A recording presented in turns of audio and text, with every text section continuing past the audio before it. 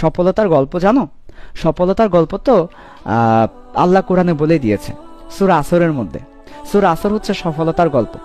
এক সাহাবা যখন আরেক সাহাবাকে দেখতেন তখন বলতেন সূরা আসরটা, শোনাতেন সূরা আসর। সূরা আসর হচ্ছে সফলতার গল্প। ওইখানে বলে দিয়েছে সময়ের কসম, সময়ের কসম করে বলেছে আল্লাহ। আচ্ছা, আল্লাহ তো কসম করার দরকার নাই। আল্লাহ কি মিথ্যা কথা বলবে? কসম কেন করি আমরা? আমরা কসম করি সত্য প্রমাণের জন্য। ভাই, আমি একটা সত্য কথা বলছি, খোদার কসম। আল্লাহ তো মিথ্যা কথা বলবে না। আল্লাহ কেন কসম করবে? আমরা খোদার নামে কসম করি। খোদা কার নামে কসম করবে? আমরা স্বয়ং খোদার নামে কসম করি। খোদা, খোদা কার নামে কসম করবে? খোদা কসম করছে বস্তুর নামে, সময়ের নামে। খোদার কসমের অর্থ কি জানো? খোদা যখন কসম করবে, আল্লাহ যখন কসম করবে, যিনি প্রভু তিনি যখন কসম করবে, এ কসমের অর্থ হয় যে ওনার কথা মিথ্যা এটা আমাদেরকে বিশ্বাস করাচ্ছে এমন না। উনি কসম করার অর্থ উনি যার নামে কসম করবে ওই জিনিসটাকে দামি করে দেওয়া। তাহলে খোদার কসমের অর্থ কি? খোদা যখন কোনো কিছুর উপর কসম করবে ওই জিনিসটা দামি হয়ে যাবে। তো সূরা আসরে প্রথমেই কসম করছে সময়ের কসম। সময়ের কসম মানে সময়টাকে দামি করে দিয়েছেন, সময়টাকে দামি করে দিয়েছেন, সময়টাকে দামি করে দিয়েছেন। সময়ের কসম দ্বারা এটাই, সময়টা অনেক দামি। এখানে সময়ের কসম করা হচ্ছে। তারপর কি বলছে? সময় তো এই জীবনের সব। এই যে তোমরা বললা না ভাইয়া সময় পাই না, ভাইয়া সময় চলে যাচ্ছে, সময় অপচয় হচ্ছে, সময় গেলে আর হবে না, সময়ের 1 ফুট অসময়ের 10 ফুট, সময় গেলে সাধন হয় না, সব তো সময় দিয়েই। আরে পরীক্ষার খাতায় ভাইয়া বিশ্বাস করেন আর 2টা মিনিট টাইম কেন দিলেন না? আরে টাইম সব তো টাইম দিয়ে। ভাই আমরা আর 1টা মাস বেশি কেন পেলাম না? সব তো টাইম দিয়ে। এখানে সময় এত দামি। সময়ের কসম করেছে, সব সময় বলে দিবে। অনেকেই দেখবা তোমার ফ্রেন্ডরা সময়ের কারণে অনেক চেঞ্জ হয়ে যাবে, অনেক চেঞ্জ। সময় সবাইকে চেঞ্জ করে দিচ্ছে, সবই সময়। সময়ের কসম করেছে, সময়কে দামি করে দিয়েছে আল্লাহ। এরপর কি বলছে? এরপর তিনি বলছে মানুষ ক্ষতির মধ্যে আছে। তাহলে তুমি ক্ষতির মধ্যে আছো, তুমি ক্ষতির মধ্যে আছো, তুমি লস, তুমি ক্ষতিগ্রস্ত, তুমি লসের মধ্যে আছো।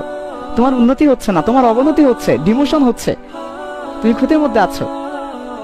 সবাই ক্ষতির মধ্যে আছে, মানুষ ক্ষতির মধ্যে আছে, শুধু তারা ছাড়া। তাহলে কারা ক্ষতির মধ্যে নাই, কারা লাভের মধ্যে আছে? আরে ভাই জানা দরকার না কারা লাভের মধ্যে আছে?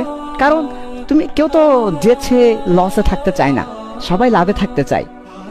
আমি তোমাকে বললাম ভাই একটা কাজ করো, তুমি এই যে মনে করো ফর এক্সাম্পল আমি এই পাঞ্জাবিটা কিনেছি, মনে করো এই পাঞ্জাবিটা না, পাঞ্জাবির দাম বলা যাবে না, মনে করো আমি একটা জিনিস কিনেছি 200 টাকা দিয়ে।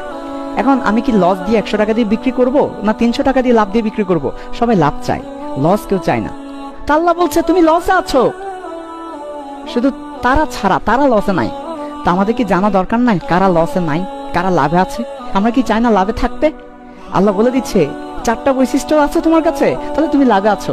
4টা গুণ থাকতে হবে, তাহলে তুমি লাভে আছো। কি কি গুণ থাকলে তুমি লাভে আছো? একটা হচ্ছে বিশ্বাস করতে হবে, বিশ্বাস। ফার্স্ট কথা হচ্ছে বিলিভ করতে হবে, নো লজিক। আল্লাহ বলছে তুমি লজিক দিও না, বিলিভ করো। লজিক দিয়ে শয়তান বিতাড়িত হয়েছে, আগে একবারে কথা বলেছি। তুমি দেখো ভালো করে শুনো কথাটা। আদম আলাইহিস সালামকে যখন সৃষ্টি করেছে, প্রথম মানব আদম আলাইহিস সালামকে সৃষ্টি করার পরে মাটি দিয়ে ফেরেশতাদেরকে বলা হয়েছিল কি সিজদা করার জন্য। তখন সব ফেরেশতা করেছে, একজন ফেরেশতা ইবলিস করে নাই।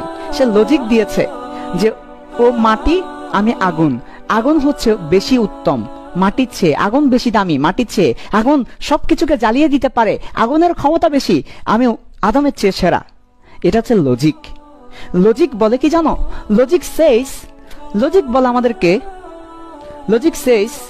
লজিক আমাদেরকে বলে আগুন পাওয়ারফুল, তাহলে আগুনটা পাওয়ারফুল দেন মাটি, তাহলে লজিক আমাদেরকে বলে আগুন গ্রেটার দেন মাটি। This is logic. বাট আল্লাহ বলে আই ডোন্ট লাইক লজিক। আমি লজিক পছন্দ করি না, আমি বিলিভ পছন্দ করি। আরে মেনে নাও, আমি বলেছি তাই তুমি মেনে নাও, তুমি করো। আমি এটাই পছন্দ করি। আমাকে ওই ম্যাথ বুঝাইও না, ফিজিক্স বুঝাইও না, ফিজিক্স ম্যাথ আমি পছন্দ করি না। আমি পছন্দ করি বিশ্বাসটা। বিশ্বাস থাকতে হবে। লজিক দিয়ে তুমি যদি এখন হিসাব করো, বিশ্বাস করো ভাই, তুমি এখন লজিক দিয়ে হিসাব করছো আমি ফিজিক্সে কত পাবো। আচ্ছা আমি ফিজিক্সে 12টা এমসিকিউর মধ্যে 10টা পাবো, 2টা বাদ দিলাম। আচ্ছা আমি সিকিউতে, আমাকে ধরো একটা সিকিউতে 8 করে দিবে, 2টাতে 16 পাবো, তাহলে আমি কত পাবো? তাহলে আমি পাবো হচ্ছে এই 28 পাবো 32-এ।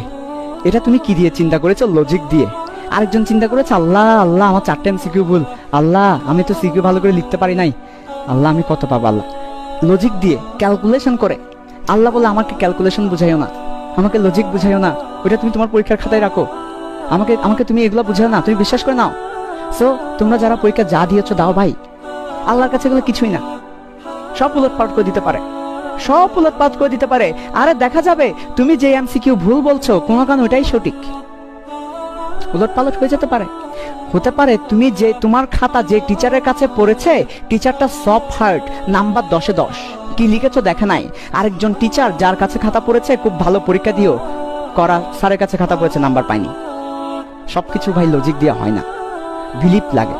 1 নাম্বার আল্লাহ বলছে তুমি লাভে থাকবা, লাভে থাকবা যদি তুমি বিলিভ করো। লজিক মানিও না, ক্যালকুলেশন বলিও না।